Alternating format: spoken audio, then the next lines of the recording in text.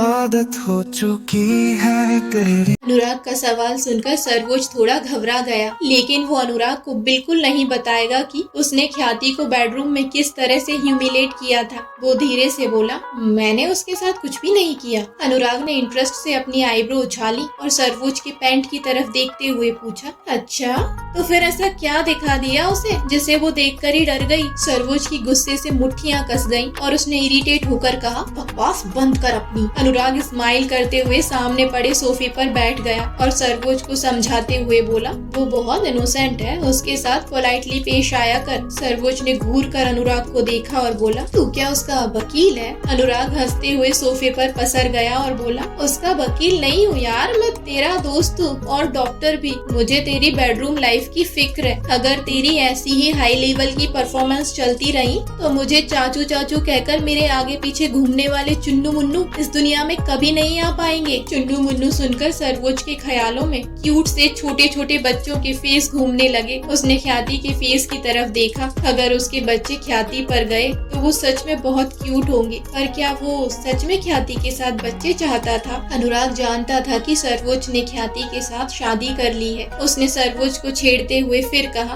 वैसे किसी ने मुझसे कहा था, मैंने क्या उसका ठेका ले रखा है? आई एम श्योर वो तू तो नहीं था। इस बार सर्वोज के होठों पर हल्की सी स्माइल आ गई, लेकिन उसने कुछ भी नहीं कहा। अनुराग सोफे से उठकर खड़ा हो गया और रिस्ट वॉच की तरफ देखते हुए बोला, गुड नाइट, बहुत रात हो गई है, मैं अभी चलता हूँ। कल संडे है, मैं सुबह तेरी मॉनिटरिंग करूंगा। गुड नाइट कहते हुए सर्वोज ने सिर हिलाया। अनुराग के जाते ही वो सोफे पर बैठकर ख्याति को बेड पर सोते हुए देखने लगा। अनुराग की बात सर्वोज के कानों में गूंज रही थी। ख्याति सच में बहुत इनोसेंट थी। उसने ख्याति के फेस की तरफ देखा और सोचा, क्या ये इंटीमेसी से डरती है या फिर मुझसे डरती है? वैसे सर्वोज का ख्याति के साथ कुछ भी करने का कोई इरादा नहीं था। वो बस उसे मेंटली टॉर्चर करना चाहता था। लेकिन जब वो उसके करीब आया तो उसे खुद पता नहीं चला वो कब उसके होठों को चूमने के लिए इतना बेचैन हो गया। सर्वोज इस बात के लिए खुद से बहुत नाराज था। उसे नफरत थी खुद के आउट ऑफ कंट्रोल होने से।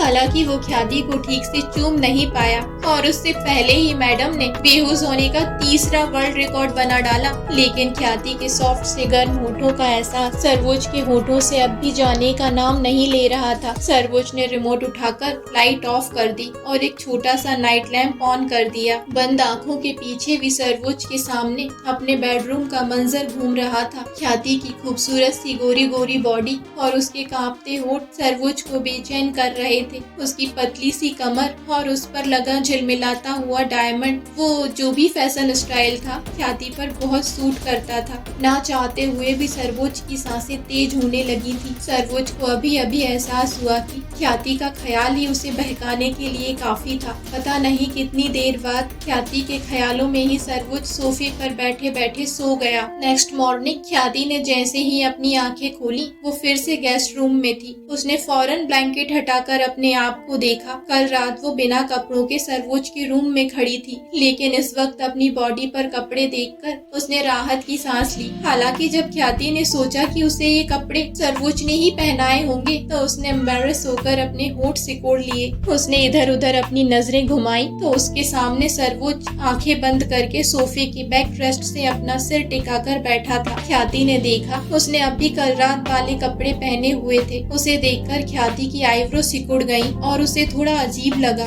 उसने सोचा, क्या ये रात भर से यहाँ बैठा है? ख्याति सर्वोज के फेस को देख रही थी। उसके फेशियल फीचर्स बहुत शार्प थे। वो बहुत हैंडसम था। उसकी पर्सनालिटी एकदम परफेक्ट थी। उसका हर एक अंदाज ऐसा था कि दुनिया की कोई भी लड़की उस पर मर मिटने को तैयार हो जाए। वो किसी भी लड़की के लिए परफेक्ट कॉम्बो था। अगर उसके खड़ूस नेचर को छोड़ दिया जाए तो उसमें कोई भी कमी नहीं थी। मैं तुम्हें इतना हैंडसम लगता हूँ तो कल रात मुझे इतने गौर से क्यों नहीं देखा? जब मैं तुम्हारे करीब था तब तो तुमने अपनी आंखें बंद कर ली थी। इतना कहते हुए सडनली सर्वोज ने अपनी आंखें खोल दी। ख्याति की नजरें सर्वोज की नजरों से जाकर टकरा गईं। उसे ऐसा लगा जैसे उसके दिल पर बिजली गिर पड़ी हो। ख्याति हड़बड़ा गई। कुछ सेकंड के लिए तो उसे समझ में ही नहीं आया कि वो अपनी नजरें कहाँ रखे। उसने सोचा, कितना खतरनाक लड़का है ये, क्या ये आंखें बंद करके भी देख सकता है? ख्याति का दिल जोर जोर से धड़कने लगा। उसने फौरन अपनी नजरें झुका ली। उसे ऐसा लगा जैसे वो रंगे हाथों चोरी करते हुए पकड़ी गई हो। इस सब के अलावा